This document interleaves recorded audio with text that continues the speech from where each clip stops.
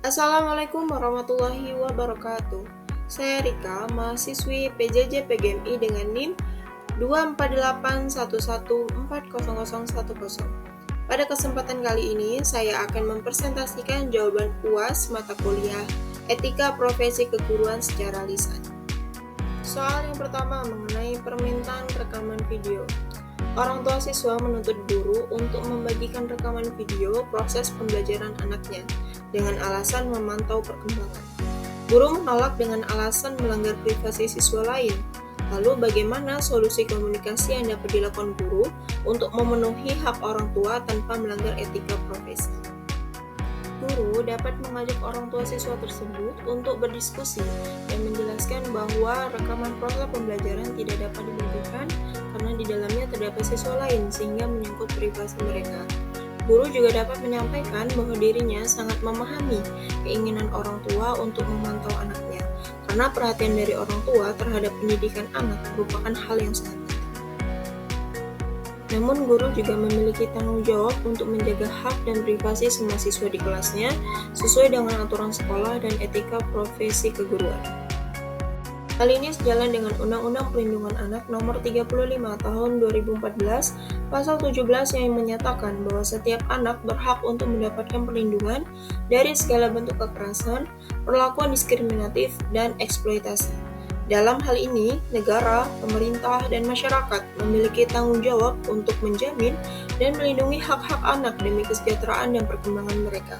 Sebagai solusi, guru dapat memberikan laporan tertulis mengenai perkembangan khusus anak tersebut yang mencakup hasil tugas, sikap di kelas, dan keterlibatan dalam kegiatan belajar.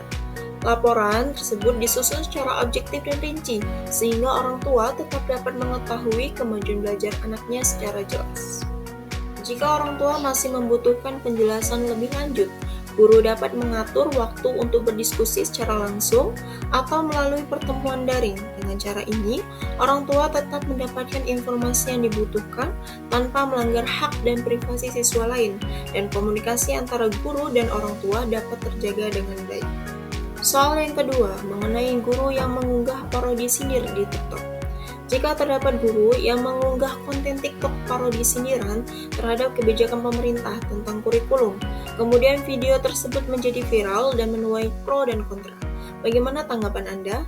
Bagaimana seharusnya strategi menyampaikan kritik konstruktif tanpa merusak martabat profesi guru? Menurut saya, seorang guru yang mengunggah konten TikTok berisi parodi sindiran terhadap kebijakan pemerintahan tentang kurikulum memiliki hak untuk menyampaikan pendapatnya. Hal ini sesuai dengan Pasal 28E ayat 3 yang berbunyi, setiap orang berhak atas kebebasan berserikat, berkumpul, dan mengeluarkan pendapat. Namun, sebagai seorang pendidik, guru juga terikat pada aturan, etika profesi, dan tanggung jawab sosial di tengah masyarakat. Dalam undang-undang, guru dan dosen, kebebasan berpendapat memang diakui, tetapi tetap dilakukan secara bijak, bertanggung jawab, dan tidak merendahkan martabat profesi seorang guru. Secara etika, guru dianggap sebagai panutan oleh peserta didik dan masyarakat. Oleh karena itu, seorang guru memiliki kewajiban menjaga sikap dan ucapannya, termasuk dalam menyampaikan kritik. Jika kritik disampaikan melalui sindiran yang berlebihan di media sosial dan kemudian video tersebut viral, hal ini dapat menimbulkan kesalahpahaman, kontroversi, dan bahkan merusak citra guru sebagai sosok yang seharusnya dihormati dan diteladani. Dampaknya tidak hanya guru tersebut dinilai buruk, tetapi juga dapat mempengaruhi pandangan masyarakat terhadap profesi guru secara umum.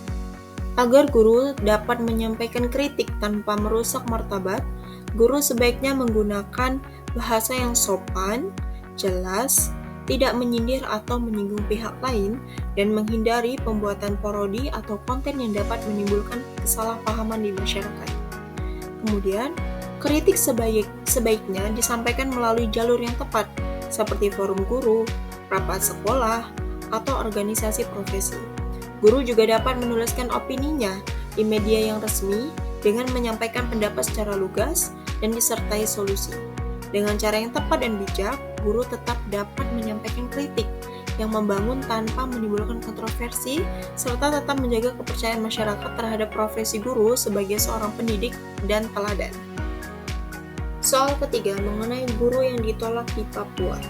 Jika terdapat guru di Papua ditolak oleh masyarakat karena dianggap agen pemerintah, sehingga anak-anak dilarang sekolah, menurut Anda, bagaimana pendekatan etis berbasis kearifan lokal untuk membangun kepercayaan masyarakat? Menurut saya, untuk membangun kepercayaan masyarakat terhadap pendidikan, langkah pertama yang perlu dilakukan adalah dengan melibatkan tokoh masyarakat dan pemimpin adat dalam proses pendidikan. Dengan mengajak mereka berdiskusi dan mendengarkan pandangan serta kekhawatiran mereka, guru dapat menciptakan rasa saling percaya dengan masyarakat. Tokoh-tokoh adat di sini berperan sebagai jembatan antara guru dan masyarakat, kemudian membantu menjelaskan tujuan pendidikan serta manfaatnya bagi anak-anak. Selanjutnya, kurikulum pendidikan harus mencerminkan nilai-nilai dan tradisi lokal, misalnya dengan mengajarkan tentang bercocok tanam, merawat hutan, atau menyampaikan cerita-cerita adat. Pendidikan akan terasa lebih relevan dan bermanfaat bagi kehidupan sehari-hari mereka. Hal ini sejalan dengan Undang-Undang Nomor 20 Tahun 2003 tentang Sistem Pendidikan Nasional, khususnya Pasal 31 yang menyatakan bahwa pendidikan harus menghormati dan melestarikan budaya daerah. Selain itu, guru juga perlu beradaptasi dengan budaya setempat dengan memahami cara hidup masyarakat Papua dan menunjukkan cara hormat atau rasa hormat terhadap tradisi yang ada. Dengan cara ini, guru tidak hanya dianggap sebagai agen pemerintahan saja, tetapi juga sebagai bagian dari komunitas yang ingin membantu anak-anak mereka belajar dan berkembang. Nah, pendekatan ini diharapkan dapat menciptakan lingkungan pendidikan yang inklusif dan berkelanjutan, serta membangun kepercayaan masyarakat terhadap pendidikan.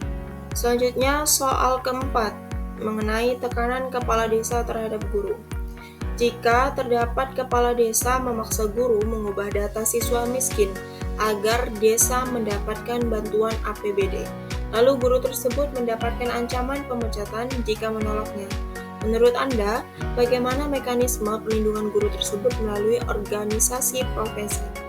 Menurut saya, organisasi profesi dapat melindungi guru yang menghadapi tekanan dari kepala desa untuk mengubah data siswa miskin dengan menyediakan saluran pelaporan yang aman seperti hotline atau aplikasi khusus agar guru dapat melaporkan ancaman secara rahasia. Selain itu, organisasi juga memberikan pendampingan hukum dengan akses kepada pengacara yang berpengalaman untuk membantu guru yang terancam pemecatan tersebut. Kemudian, pelatihan tentang hak-hak guru dan etika profesi juga penting untuk meningkatkan kepercayaan diri guru tersebut dalam menolak permintaan yang tidak etis. Nah, untuk situasi darurat, organisasi juga membentuk tim responsif yang terdiri dari anggota berpengalaman untuk memberikan dukungan langsung. Terakhir, yaitu dengan adanya advokasi di tingkat pemerintahan diperlukan untuk menciptakan kebijakan yang melindungi guru dari tekanan eksternal dan mendorong sanksi bagi pihak yang melakukan intimidasi. Hal ini sejalan dengan Undang-Undang Nomor 14 Tahun 2005 tentang guru dan dosen yang menekankan bahwa profesi guru merupakan bidang pekerjaan khusus yang dilaksanakan berdasarkan prinsip-prinsip tertentu. Prinsip tersebut antara lain memiliki jaminan perlindungan hukum dalam pelaksanaan tugas keprofesionalismenya. Perlindungan yang dimaksud adalah hak atas kekayaan intelektual, memperoleh rasa aman, dan jaminan keselamatan dalam melaksanakan tugas, memiliki kebebasan dalam memberikan penilaian dan ikut menentukan kelulusan, penghargaan, dan sanksi kepada peserta didik sesuai dengan kaidah pendidikan, kode etik guru, dan peraturan perundang-undangan. Selanjutnya, soal yang kelima, mengenai guru sertifikasi alihkan tugas. Jika ditemukan kasus guru bersertifikasi, mengalihkan seluruh tugas mengajarnya ke guru honorer, gaji dibagi 70/30. Agar guru bersertifikasi tersebut bisa fokus pada usaha sampingannya, menurut Anda, bagaimana solusi pengawasan berbasis community reporting oleh komite sekolah? Menurut saya, untuk mengatasi masalah guru bersertifikasi yang mengalihkan tugas mengajar ke guru honorer, Komite sekolah dapat melakukan beberapa langkah. Yang pertama dengan membentuk tim pengawas yang terdiri dari orang tua, siswa, dan masyarakat untuk memantau kegiatan belajar. Kemudian yang kedua, menyediakan sistem pelaporan yang mudah, seperti aplikasi atau kotak saran, agar masyarakat bisa melapor secara anonim. Yang ketiga, mengadakan pertemuan rutin untuk mendiskusikan laporan dan masukan dari masyarakat. Yang keempat, melakukan evaluasi kinerja guru secara berkala dengan melibatkan umpan balik dari siswa dan orang tua. Yang kelima, mengambil tindakan tegas jika ada pelanggaran seperti sanksi atau pembinaan. Kemudian yang terakhir, mengedukasi masyarakat tentang pentingnya peran guru agar mereka lebih aktif melaporkan masalah yang ada. Nah, dengan langkah-langkah ini, pengawasan dapat dilakukan secara efektif untuk menjaga kualitas pendidikan. Soal ke-6 mengenai guru yang menolak tugas di daerah terpencil. Terdapat guru bersertifikasi lulusan PBG di kota besar menolak ditugaskan ke daerah terpencil dengan alasan fasilitas komunikasi terbatas, sulit akses internet untuk usaha sampingan, sehingga masyarakat menuduhnya tidak patriotik. Jika Anda menjadi pembuat kebijakan, bagaimana kebijakan yang akan Anda buat untuk mengantisipasi kejadian tersebut? Jika saya menjadi pembuat kebijakan, saya akan meluncurkan beberapa inisiatif yang menarik guru bersertifikasi ke daerah terpencil. Yang pertama, saya akan memperkenalkan program relokasi bersama, di mana guru dapat membawa anggota keluarga mereka, untuk mendukung mereka selama penugasan. Kedua, saya akan menjalin kemitraan dengan perusahaan swasta untuk meningkatkan akses internet di daerah terpencil sehingga guru dapat menjalankan usaha sampingannya dengan lebih mudah. Selanjutnya, saya akan meluncurkan program kewirausahaan untuk guru yang memberikan pelatihan dan modal untuk memulai usaha kecil. Selain itu, saya akan membangun fasilitas komunitas terintegrasi yang mencakup ruang belajar dan pusat kesehatan untuk menciptakan lingkungan yang mendukung bagi guru dan masyarakat. Saya juga akan memperkenalkan program pertukaran guru, di mana guru dari kota besar dan daerah terpencil saling bertukar mengajar untuk memahami tantangan yang dihadapi di kota besar dan di daerah terpencil. Terakhir, saya akan meluncurkan kampanye guru sebagai pahlawan untuk mengangkat citra guru yang mengajar di daerah terpencil sebagai pahlawan pendidikan. Nah, dengan langkah-langkah ini, diharapkan guru akan lebih termotivasi untuk mengajar di daerah terpencil dan masyarakat akan lebih menghargai kontribusi mereka. Soal ke-7 mengenai les private murid sendiri. Jika terdapat guru yang membuka les private muridnya sendiri di sekolah dengan tarif khusus, menurut Anda, apakah hal ini melanggar etika profesi? Jelaskan mengapa. Menurut saya, membuka les private oleh guru untuk murid yang sama diajarnya di sekolah dengan tarif khusus. Ini merupakan pelanggaran etika profesi, karena hal ini dapat menciptakan konflik kepentingan karena guru memanfaatkan posisinya untuk keuntungan pribadinya. Selain itu, praktik ini tidak adil, karena hanya murid yang mampu membayar yang dapat mendapatkan akses tambahan, sementara siswa lainnya tertinggal. Nah, tindakan ini bertentangan dengan prinsip integrasi dan profesionalisme yang seharusnya dijunjung tinggi oleh seorang guru, sehingga praktek ini dapat memperburuk kesenjangan pendidikan dan menciptakan ketidaksetaraan dalam kualitas pendidikan yang diterima oleh siswa. Soal ke-8 mengenai guru senior tidak digitalisasi. Jika terdapat guru senior yang menolak pembelajaran digital dengan alasan saya sudah berpengalaman 30 tahun. Menurut Anda, bagaimana model pengembangan keprofesian yang efektif untuk mengatasi hal tersebut? Menurut saya, untuk mengatasi penolakan guru senior terhadap pembelajaran digital dengan alasan pengalaman 30 tahun, perlu diadakan workshop interaktif yang menekankan manfaat dan aplikasi praktis teknologi dalam pengajaran sesuai dengan peraturan pemerintahan Nomor 74 Tahun 2008 tentang guru yang mengharuskan guru untuk terus meningkatkan kompetensinya. Hal ini penting karena pengalaman yang dimiliki oleh guru senior tidak dapat diabaikan, namun harus dipadukan dengan perkembangan teknologi yang semakin pesat dalam dunia pendidikan. Hal ini penting karena pengalaman yang dimiliki oleh guru senior tidak dapat diabaikan, namun harus dipadukan dengan perkembangan teknologi yang semakin pesat dalam dunia pendidikan. Hal ini penting karena pengalaman yang dimiliki oleh guru. Selanjutnya, menciptakan komunitas belajar, di mana guru senior dapat berkolaborasi dengan guru muda, akan memberikan kesempatan bagi mereka untuk berbagi pengalaman dan belajar dari satu sama lain, sehingga dapat mengurangi rasa terasing dalam proses pembelajaran digital.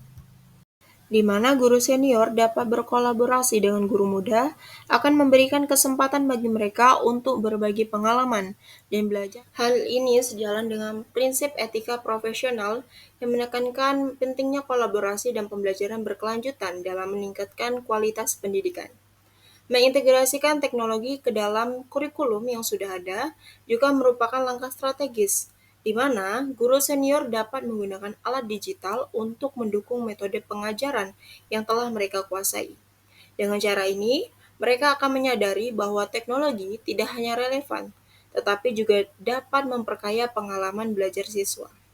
Kemudian, dukungan dari manajemen sekolah sangatlah penting dalam menciptakan lingkungan yang mendukung perubahan ini dengan memberikan waktu dan sumber daya untuk pelatihan, serta mendorong partisipasi aktif dalam mengembangkan keprofesian ini, diharapkan guru senior akan lebih terbuka terhadap pembelajaran digital dan mampu beradaptasi dengan tuntutan pendidikan modern.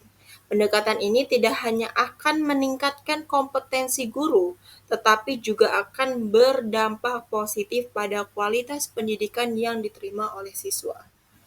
Soal ke-9 mengenai guru dipecat karena kekerasan verbal. Jika terdapat guru dipecat karena kasus kekerasan verbal, namun masyarakat justru membelanya, bagaimana tanggapan Anda? Menurut saya, kasus pemecatan seorang guru karena kekerasan verbal yang kemudian mendapatkan dukungan dari masyarakat mencerminkan kompleksitas dalam dunia pendidikan, di mana satu sisi kekerasan verbal tidak dapat dibenarkan dan bertentangan dengan prinsip-prinsip etika pendidikan yang diatur dalam Undang-Undang Nomor 20 Tahun 2003 tentang Sistem Pendidikan Nasional, khususnya pada pasal 3 yang menekankan bahwa pendidikan harus berlangsung dalam lingkungan yang aman dan kondusif. Meskipun masyarakat mungkin melihat tindakan guru tersebut sebagai bentuk disiplin, penting untuk diingat bahwa metode pengajaran yang baik seharusnya tidak melibatkan kekerasan yang dalam bentuk apapun, baik fisik maupun verbal. Dukungan masyarakat terhadap guru yang dipecat dapat mencerminkan rasa ketidakpuasan masyarakat terhadap sistem pendidikan yang ada, serta pandangan bahwa disiplin yang ketat diperlukan untuk mendidik siswa. Namun, hal ini menunjukkan adanya perbedaan pandangan antara masyarakat dan pihak sekolah mengenai cara yang tepat dalam mendidik.